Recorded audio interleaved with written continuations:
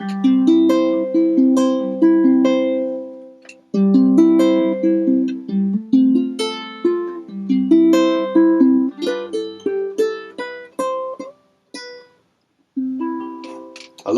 and we're back.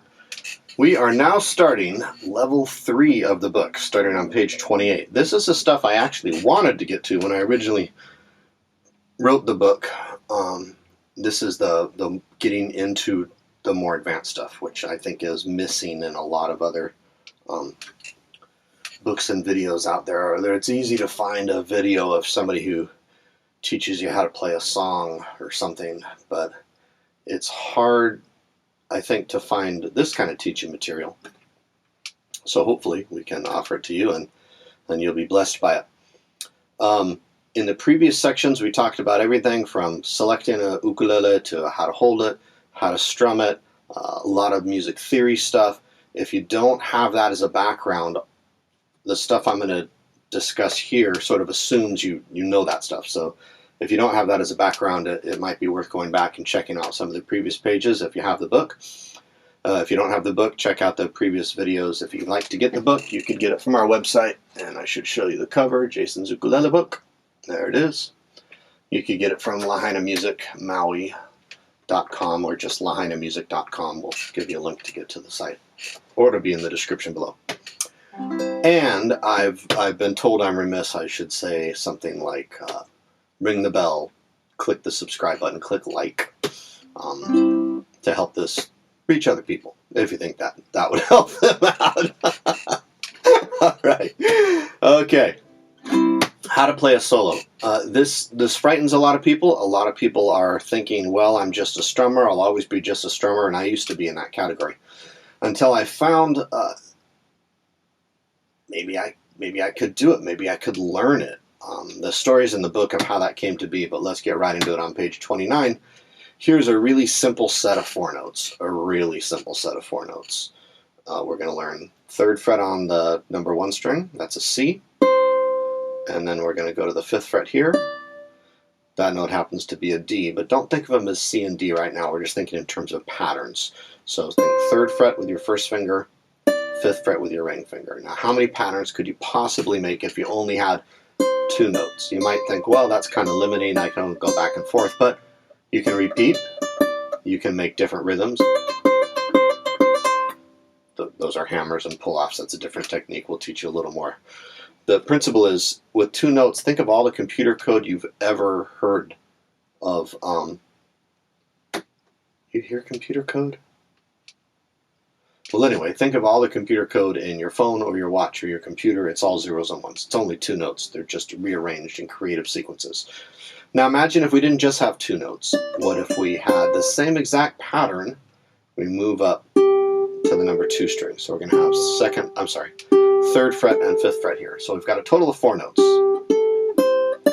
You could call them G and A and C and D, but that's not important right now. That's just if you're curious and you're a music major or something. Just think of it as 4 safe notes. You could call it this one, that one, the other one, and the other one. 4 notes. How many different patterns can we make with 4 notes? The answer is an awful lot. Everything in DNA is 4 heterocyclic bases, right? What are they? I don't know, boy, that goes back. Guanine, cytosine, adenine, and thymine, I think. Anyway. Who says I wasn't paying attention in biology in high school? The most important principle here is I can take these and arrange them in any sequence I want, and I can't sound bad. That's a really bold statement to make, but it's a very powerful one. It's worth saying again. I can take these 4 notes and arrange them in any sequence I want, and you can't sound bad. Here's an example.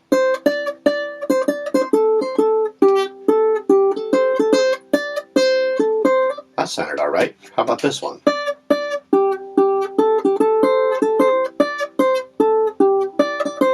That sounded all right. How about this one? I'm trying to sound bad.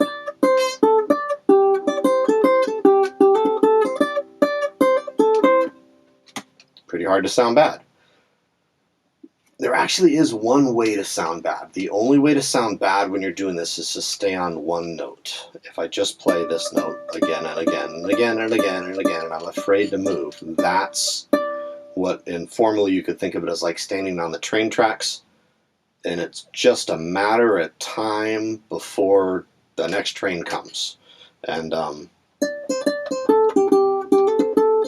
but if you move,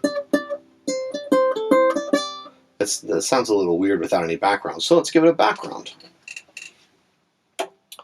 Let's give it this background. We're in the key of C. These chords are C, and then A minor, and then F, and then G7. What if we take our 4 notes?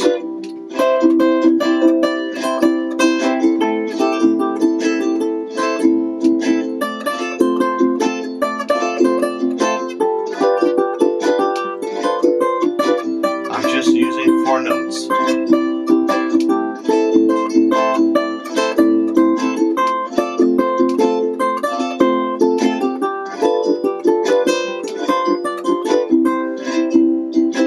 Amazingly, that works. Let me pause this, because that's a little longer than we need to demonstrate it.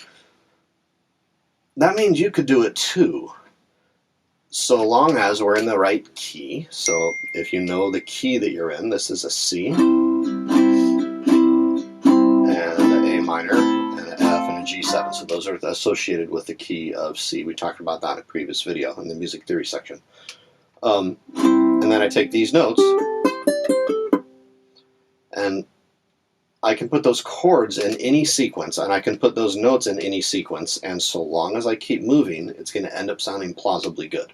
Now, some will sound better than others, that's true, and of course we want to learn how to be on the better sounding than the not as good sounding, but it's almost impossible to sound actually bad unless you stay on one note and you never move, or unless you get very I was gonna say plucky. unless you do this. I'm gonna overplay. This would be bad take. I'm gonna go. There's no smoothness at all. The term I describe that, I call it barking. It's like a dog. Bark, bark, bark, bark.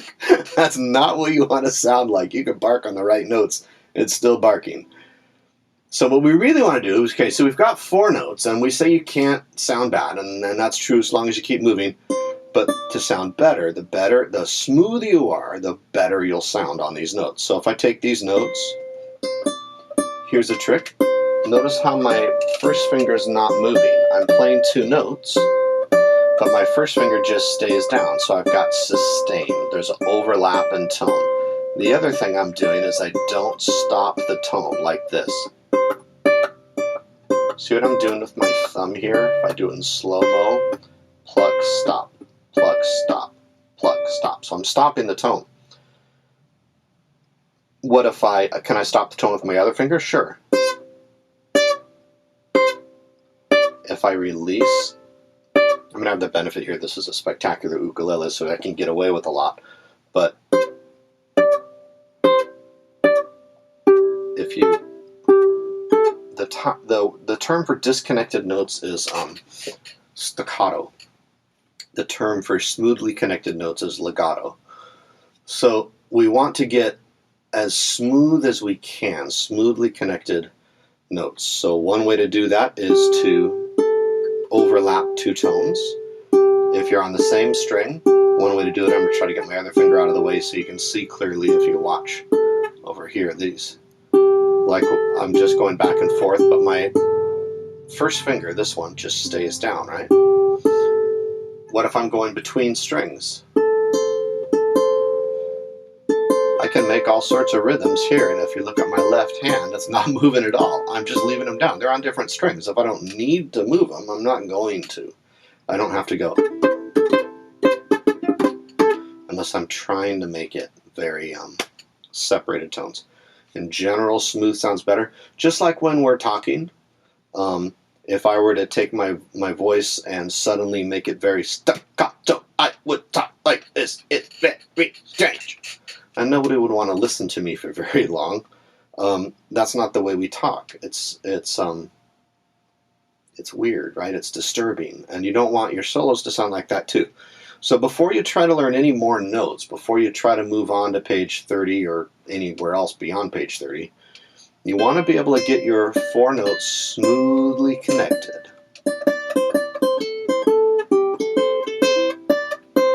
Now, how many different progressions will this work for? The answer is it'll work for just about anything in the key of C. What we're building with these notes are the part of what's called, it's the beginning of what we could call a C major sliding pentatonic scale. And without describing what all it is yet, we'll get into what all that means and how to apply it. But for now, just think of it as 4 safe notes. And if you're on those 4 safe notes, you can't miss. Let's give another background here and demonstrate. The first background I played earlier on in this video was more of a what I'd call a Western-based song, a 1-6 minor 4-5. Watch the music theory video to pick up on that, or read the previous pages. Page 20 through 27 talks a lot about that. Here's a different kind of a pattern. This is more of a hula-based pattern in same key of C, but it's a hula.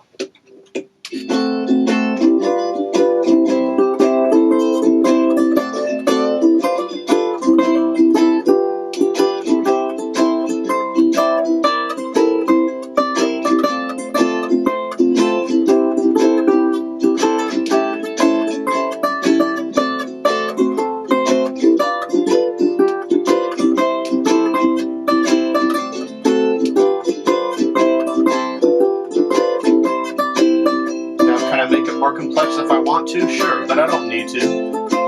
I'm using my ear.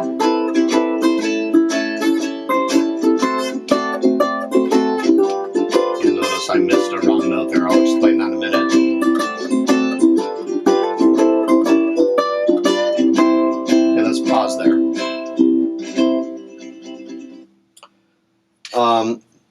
Two things I didn't explain, but one of them is written down on page 29. One little additional skill is called a pitch bend. So what I'm doing is I'm grabbing the string. I've got my fingers lined up. I'm going to use all 3 fingers to bend it. Because why try to use one and go, ah?